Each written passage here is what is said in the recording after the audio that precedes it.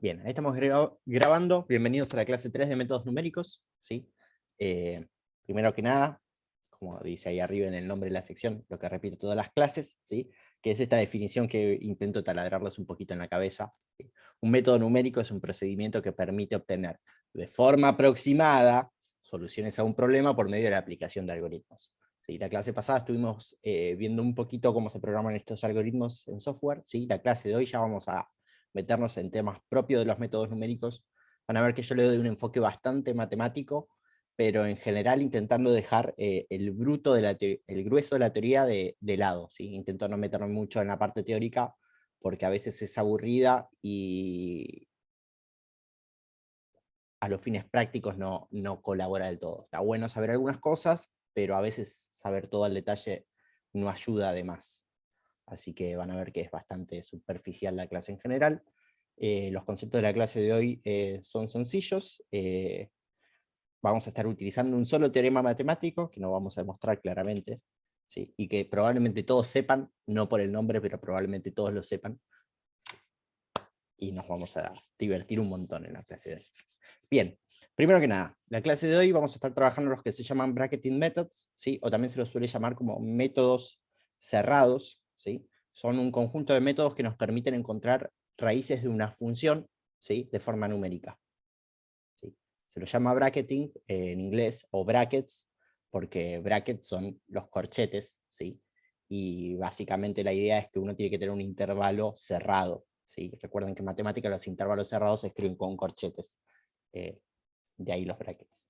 En general lo que se busca es encontrar una raíz en ese intervalo o candidato a intervalo en el cual vamos a estar trabajando, ¿sí? Entonces, los bracketing methods encuentran raíces en un intervalo cerrado definido. Esto quiere decir que en principio yo tengo que tener alguna intuición de por dónde va a estar esta raíz para aplicar un bracketing method. En general vamos a ver que cualquier método que veamos para encontrar ceros de funciones, nosotros vamos a tener que tener una cierta idea de dónde vamos a estar trabajando. ¿Sí? No podemos decir, sí, buscale los ceros de esta función y tirarle una función y que el programa se encargue. En general lo que uno hace es buscar en un intervalo donde más o menos sospecha o hizo una inspección y ve que hay un posible método. ¿Sí? Bueno, algunas consideraciones a tener en cuenta, ¿sí? Sobre, esto es en general para los bracketing methods. ¿Sí? Lo dije recién cuando repetí la definición de métodos numéricos, lo digo ahora de nuevo, ¿sí? Encuentran el valor de la raíz de forma aproximada, ¿sí? Esto quiere decir, nosotros no vamos a encontrar un valor exacto de la raíz. Vamos a encontrar un valor que aproxime a la raíz. Ahora, qué tan aproximado es va a depender de cómo nosotros apliquemos el método, ¿sí? Eso lo vamos a ver en un ratito, quédense tranquilos, pero recuerden, ¿sí? Que cualquier método numérico en general no encuentra un valor exacto, ¿sí?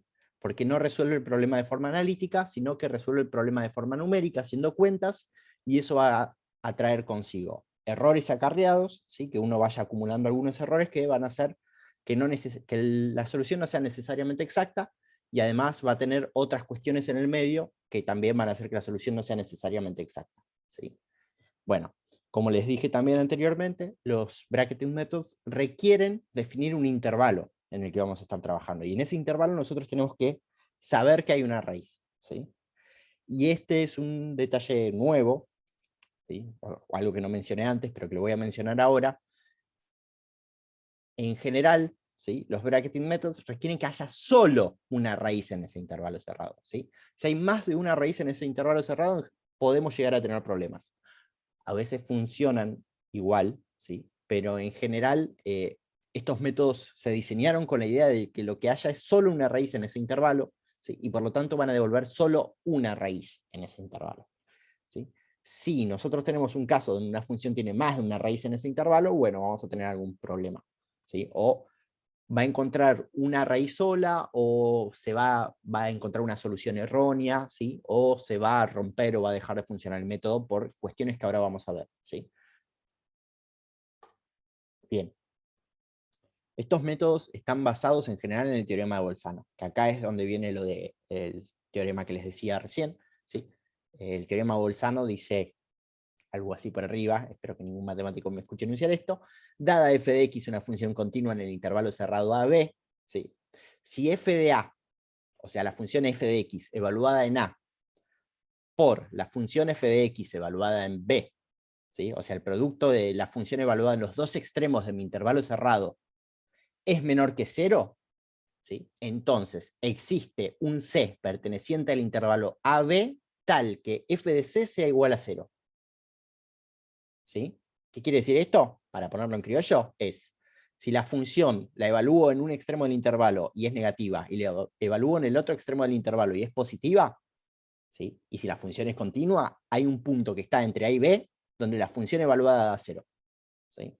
O al revés, si f de A es positivo y f de B es negativo, y la función es continua, entonces existe al menos un C en ese intervalo, tal que f de C sea 0. ¿Se entiende eso?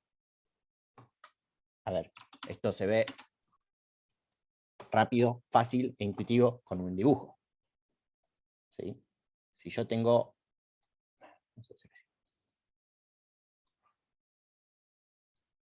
Yo tengo esto, y tengo una función. ¿Sí? Y me dicen que mi función es continua. Y acá tengo un punto A, ¿sí? Esto sería f de A, y por acá tengo un punto B, y esto por acá sería f de B. Por acá. F de B. ¿Sí? Si la función es continua, necesariamente, ¿sí?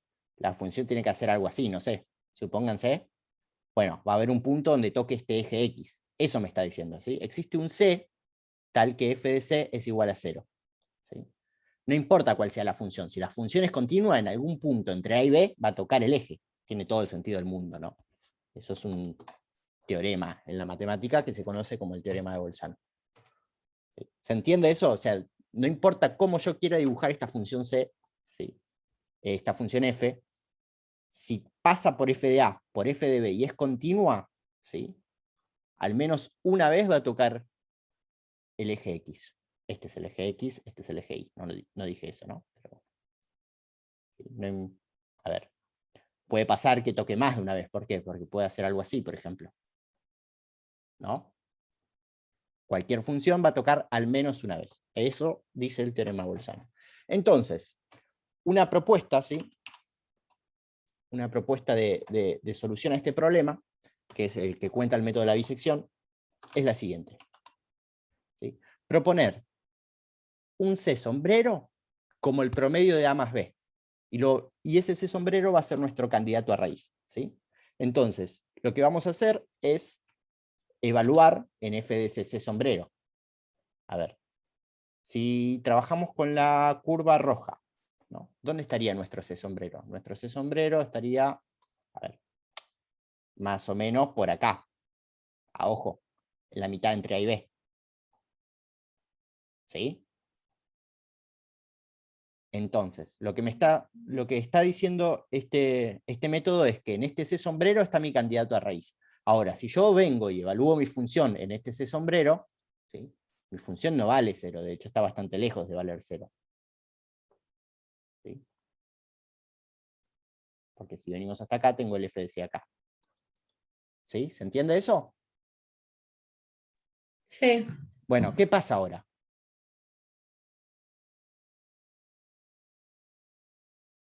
¿A alguien se le ocurre alguna idea? Fíjense que ahora nosotros teníamos lo siguiente, ¿no? F Y de la A, raíz va a estar entre C sombrero y A. perfecto. Dijimos que f de A era menor que 0, ¿sí? Y f, en nuestro caso, en este ejemplo imaginario que dibujé cualquier curva ahí en rojo, ¿no? Y f de B es mayor que 0. Y como bien dijo Luis, ¿sí? Lo que acabamos de ver nosotros es que la f de C sombrero, es mayor que 0. ¿Sí? Pero C sombrero está entre A y B, y como f de C es mayor que 0, ¿sí? Lo que puedo hacer es reemplazar mi B por C sombrero. ¿Por qué? Porque ahora entre A y C sombrero voy a seguir teniendo la raíz. ¿Sí? ¿Se entiende eso? O sea, ahora en este nuevo intervalo más chiquito entre A y C sombrero tengo la raíz. Entonces, lo que hago es rebautizar a C sombrero como B. ¿Sí? Y me olvido del viejo B. Me olvido de este viejo B. Y ahora trabajo en esa sección recortada, ¿no? Esta de acá. Y vuelvo a calcular un nuevo C sombrero. Si vuelvo a calcular un nuevo C sombrero, como dijimos hasta recién, va a ser el promedio de A con el B, ¿sí? Que es mi viejo C sombrero, y me dará ahora por acá, ¿no? C sombrero, si quieren le ponemos un 2, ¿sí? Porque estamos trabajando, perdón, esto es un detalle, no lo mencioné, ¿sí? Pero en general en métodos numéricos se suele trabajar de forma iterativa, esto quiere decir que uno realiza un proceso varias veces.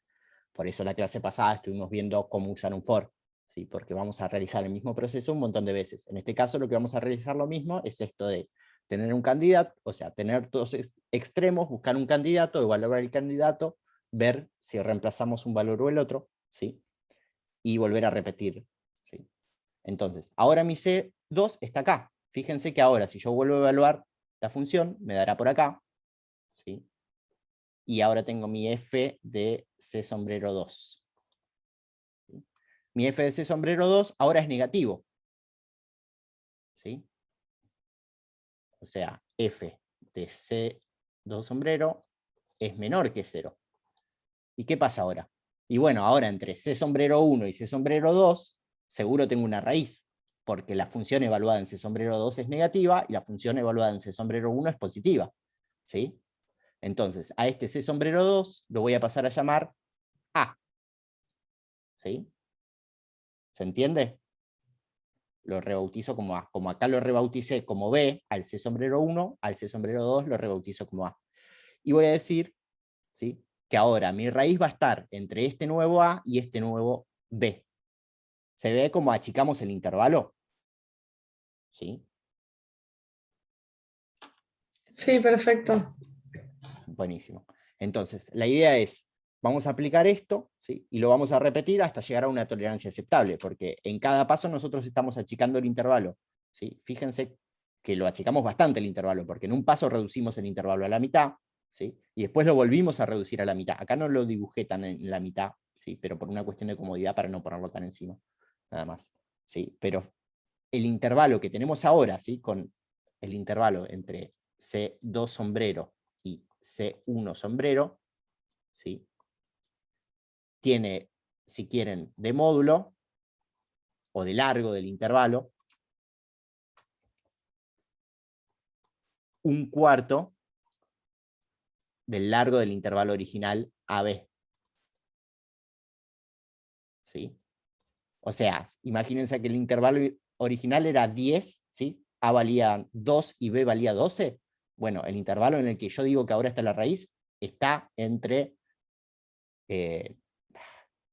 disculpen, ahí con los números, 4,5 y 7, una cosa así debe ser, ¿sí? O sea, si este tenía largo 10, este tiene largo 2,5. ¿Sí? Entonces, lo que vamos haciendo es achicar cada vez más ese intervalo, hasta tal punto que en algún momento estaremos trabajando con un intervalo muy, muy cerca de este C, que diremos, bueno, es lo suficientemente bueno como para decir que la mitad de ese intervalo es mi raíz. ¿Sí? Bueno, ahora, lo que nos falta aclarar bien es cómo definimos este criterio de reemplazo, ¿sí? Bueno, el criterio de reemplazo de si lo que vamos a reemplazar es el A por el C sombrerito o el B por el C sombrerito, viene con esta condición de acá, ¿sí? Nosotros dijimos que para que haya una raíz en el intervalo, f de A por f de B tiene que ser menor que 0. Entonces vamos a ver si f de C por f de A es menor que 0. ¿Sí? Si f de C por f de A es menor que 0, entonces voy a reemplazar el B con el C. Y si f de A por f de B, perdón, f de A por f de C es mayor que 0, voy a reemplazar el A. ¿Sí? Acá lo puse con el signo al revés, pero la idea es la misma. ¿Sí? Si cambiamos este signo, acá habría que poner un B. ¿Sí? La idea es decir, en función de esto, nosotros vamos a reemplazar el A o el B de mis candidatos a raíz, ¿sí? Perdón, el A o el B del intervalo por el candidato a raíz que encontré recién, que es este C sombrero, que es el promedio del A y B anterior. ¿Sí? Entonces, ¿se entiende la idea? Como uno, a medida que vaya haciendo esto, va acortando cada vez más el intervalo. Voy a mostrarles también, a ver si tengo por acá. Sí. Tengo una pequeña animación al respecto, ¿sí? Para a ver que se vea la idea gráficamente. ¿Sí? Yo pongo mi candidato A y mi candidato B, ¿sí? Este sería f de A y este sería f de B, en esta altura de por acá. El video se ve, ¿no? Sí, sí, se ve, se ve. Sí, sí. Bueno, calculo el C como el promedio entre A y B, ¿sí? Evalúo la función, tengo el f de C. ¿Sí? Ahora, fíjense, como el f de C me dio negativo, ¿sí? Si yo hago f de A por f de C, me va a dar positivo. Entonces lo que tengo que reemplazar es el A con el C. Entonces a este lo voy a empezar a llamar A. ¿Sí? Porque ahora mi raíz va a quedar entre este punto y el B anterior. ¿Sí? Entonces, ahora vuelvo a hacer lo mismo. Corto a la mitad, evalúo la función. Como me da positivo, lo que voy a reemplazar es el B con el C. ¿Sí? Y entonces ahora mi intervalo va a estar en esta sección de acá. Perdón, mi cero va a estar en este intervalo de acá. ¿Sí? Sí, fíjense, vuelvo a cortar a la mitad. ¿Sí? Creo que acá terminaba el ejemplo igual. ¿Sí? Pero este sería mi candidato a raíz. Fíjense que mi candidato a raíz está relativamente cerca de la raíz original, ¿no? A ver, relativamente cerca, esto es, depende qué tan cerca uno lo necesite, pero podría volver a hacer lo mismo que, el mismo procedimiento que hice antes y volver a acercarme. Si hiciese un paso más, estaría parado acá, que está más cerca que este punto. Si hiciese un paso más, quedaría parado por acá, ¿sí? Fíjense que ya estoy bastante cerca. Bueno, esa es la idea del método de la bisección, ¿sí? No se asusten que después con Pedro vamos a estar viendo más o menos cómo plasmarlo en código, ¿sí? Y él les va a contar más en detalle. Pero la idea, ¿se entiende? Es, a ver, es relativamente intuitiva. Si yo sé que f de A tiene un signo y f de B tiene otro, y en el medio tengo una raíz, digo, bueno, mi propuesta raíz es que está justo en el medio de esos dos, ¿sí?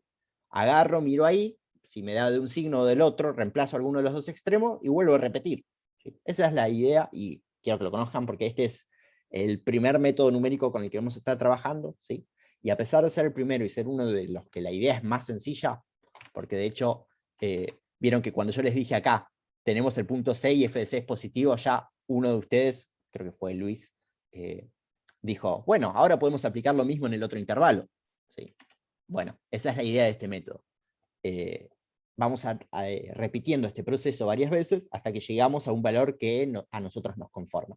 ¿Sí? En un ratito vamos a estar definiendo, charlando acerca de lo que es un valor que a nosotros nos conforme. ¿Sí? Bueno, para seguir agregando algunas cositas al método, ¿sí? Quería comentarles que algo que con lo que podemos trabajar, que fue algo que charlamos un poquito en la clase pasada, ¿sí? Es hablar, hablar del error relativo del método. ¿Sí? Perdón, con la clase pasada me refiero a la clase 1, no a la clase 2 que fue de software. ¿Sí? Bueno, nosotros podemos calcular el error relativo del método, ¿sí? Como el valor del candidato actual menos el valor del candidato anterior a la raíz en módulo dividido el valor del candidato actual. ¿Sí? Esto a términos de los A y los B podría escribirse de esta forma. ¿Sí? Acá faltan módulos en todos lados, arriba y abajo. Pero uno podría escribirlo así porque básicamente es la resta de los candidatos actuales del B y A actual, ¿sí? Sobre la suma. Bueno, algo que hay que tener en cuenta es que el intervalo de búsqueda, ¿sí? El intervalo de búsqueda, llamo este intervalo AB con el que estamos trabajando, ¿sí? Se reduce a la mitad en cada iteración. Esto quiere decir, cada vez que yo calculo un C y me fijo si puedo reemplazar el A con el C o puedo reemplazar el B con el C, estoy reduciendo a la mitad mi intervalo de búsqueda. Esto que les decía, si mi intervalo inicial es 10, después de un paso mi intervalo es 5. ¿Sí? Después de 2 pasos mi intervalo es la mitad de 5, o sea 2,5. Después de 3 pasos es la mitad de eso, o sea 1,75. Y así se va achicando, ¿sí? Y se achica bastante rápido. Bueno, así como el intervalo de búsqueda se achica a la mitad, el error relativo también, porque el error relativo queda definido en función del intervalo de búsqueda. ¿Sí? Bueno, otra cuestión que es, digamos, muy destacable del método, ¿sí? Es que como nosotros sabemos que el intervalo y el error se reducen siempre a la mitad, nosotros podríamos calcular el error en cualquier paso i a priori. ¿Qué quiere decir esto? Que nosotros antes de tener que hacer las cuentas para llegar a un paso i, podemos calcular qué error va a tener en ese paso. ¿Sí? O sea, antes de ponerme a hacer el método de la bisección, yo ya sé que si mi intervalo inicial era 10, ¿sí? Después de 10 pasos mi intervalo inicial va a estar en tanto. Entonces, si yo quiero un error menor a 0,1, puedo hacer la cuenta al revés, el despeje al revés, y saber cuántos pasos voy a tener que trabajar para llegar a ese error. ¿Sí? Y esto es poderosísimo. Esto no lo tiene prácticamente ningún otro método en métodos numéricos. ¿Sí? Nosotros podemos saber cuántos pasos vamos a necesitar para calcular. En general no lo vamos a saber. Y eso está muy bueno. ¿Sí? Bueno, así como dije esto, ¿sí? Nosotros podemos calcular este error con la siguiente fórmula, que sería este que está acá. Esta fórmula que está acá es la del error absoluto, no el error relativo. Pero básicamente el error absoluto en un paso i va a ser el ancho inicial del intervalo, b menos a, dividido 2 a la i. ¿Sí? Entonces, fíjense que además esto tiene otra cuestión, que es que se achica bastante rápido. ¿Sí? Porque a medida que el i crece, 2 elevado a alguna potencia, ¿sí? Es un número que crece bastante más rápido. ¿Sí? O sea, con un paso tenemos la mitad de error, con un paso tenemos la mitad del error inicial, con 2 pasos tenemos un cuarto del error inicial, con 3 pasos tenemos un octavo del error inicial, y con 10 pasos tenemos una milésima parte del error inicial, aproximadamente, es 1 sobre 1024. ¿Sí? Entonces, el método este es en principio como idea muy sencillo, pero poderosísimo, ¿sí? Porque nos permite tener un montón de información alrededor, acerca de cómo va a ser nuestro error, ¿sí? O cómo vamos a estar parados después de una n cantidad de pasos con el algoritmo. Bien, hasta acá. ¿Se entiende más o menos la idea? Sí, sí. Tengo un ejemplo con los numeritos. Las cuentas no va a ser en programación, sino, ya lo van a ver. Tenemos un ejemplo con una formulita, ¿sí? Que básicamente es la función f de x igual menos 2 por x cuadrado más 8x menos 5, ¿sí? Con a igual 2 y b igual 5. Cuestión, acá. Yo ya se los dije en la primera clase, se los vuelvo a repetir ahora. ¿Sí? En general, una ventaja, ¿sí?, de los métodos numéricos es que nos va a permitir encontrar soluciones a problemas que analíticamente no se pueden resolver. Este ejemplo es un ejemplo de juguete, ¿sí? Porque voy a estar trabajando con un problema que analíticamente se puede resolver. Porque cualquiera de ustedes me puede decir en 2 minutos cuál es la raíz de esa función. Menos 2x cuadrado más 8x menos 5. La raíz positiva, la que esté entre 2 y 5. Si alguien quiere empezar a hacer esas cuentas, es más que bienvenido. Claramente está por acá entre 3 y 3,5, ¿no? Cerca del 3,2. ¿Sí? Entonces, si este fuese nuestro problema, ¿sí?, lo que tenemos que hacer es lo siguiente. Evaluar la función f en a, que vale 2, ¿sí?, evaluar f en b, que vale 5, ver que haya un cambio de signo entre a y b. ¿Sí? F de 2 me da 3, ¿sí? Fíjense que si yo reemplazo 2 acá me queda menos 8 más 16 menos 5. Menos 8 más 16 menos 5. Son 8 positivo menos 5, 3. ¿Sí? Y si evalúo en 5, me queda menos 50 más 40, esos son menos 10, menos 5, menos 15. ¿Sí? Entonces, f de a por f de b, ¿sí?, uno es positivo y el otro es negativo. Hay cambio de signo, entonces existe al menos una raíz en el intervalo AB. Ok, vamos bien con la condición para aplicar el método. ¿Qué vamos a hacer ahora? Bueno, vamos a calcular nuestro primer C como el promedio entre A y B. ¿Sí? Ahí. ¿Cómo lo calculamos? Bueno, C va a ser el promedio entre A y B. 2 más 5 sobre 2. Esto da 7 sobre 2, 3,5. ¿Sí? Este punto que está acá. Ahora lo que vamos a hacer es evaluar la función f en este punto. Al evaluar la función f en este punto C1, ¿sí?, me va a dar menos 1,5. Ok, entonces, lo que vamos a hacer es reemplazar el b con el c. ¿Por qué? Porque ahora f de a por f de C1 me da negativo. Entonces la raíz va a estar entre a y C1. ¿Sí? Entonces, a b lo vamos a llamar C1. Bien, ahora en este intervalo vamos a volver a hacer lo mismo que antes. La condición, en realidad, del cambio de signo ya la chequeamos, la acabo de chequear de palabra, digámosle, ¿sí? Y voy a calcular un nuevo C. Mi nuevo C va a ser el promedio entre mi A, que es 2, y mi B, que ahora no vale 5, sino que vale 3,5. ¿Sí? Voy a calcular el promedio y me va a dar 2,75. ¿Sí? Si yo hago esto, cuando evalúe la función f en este nuevo C2, me va a dar 1,875. ¿Sí? Entonces, como ahora me dio positiva, mi raíz va a estar entre 1,875 y 3,5. ¿Sí? Entonces lo que tengo que hacer es en realidad a C2 llamarlo A. ¿Sí? Voy a reemplazar el A con el C2. ¿Sí? Voy a volver a calcular un nuevo C. ¿Sí? Cuando calcule mi nuevo C, me va a dar 3,125. ¿Sí? Si yo evalúo f de C, me va a dar 0,46. ¿Ok? Entonces, acá voy a decir mi nuevo A es C3. Y ahora voy a decir que mi raíz está entre, entre 3,125 y 3,5. ¿Sí? Yo podría seguir aplicando pasos y achicar más el intervalo todavía. En el ejemplo, dejo por acá. ¿Sí? ¿Se entiende la idea? Yo creo que lo vimos. Sí, Interpretado gráficamente con un videíto y con las cuentas en un ejemplo de juguete. Tenemos herramientas como para entender la idea por detrás del método. Falta otra parte que va a ser programar esto, ¿sí? Pero no se asusten que no es tan difícil. Bien. ¿Hasta acá alguna pregunta?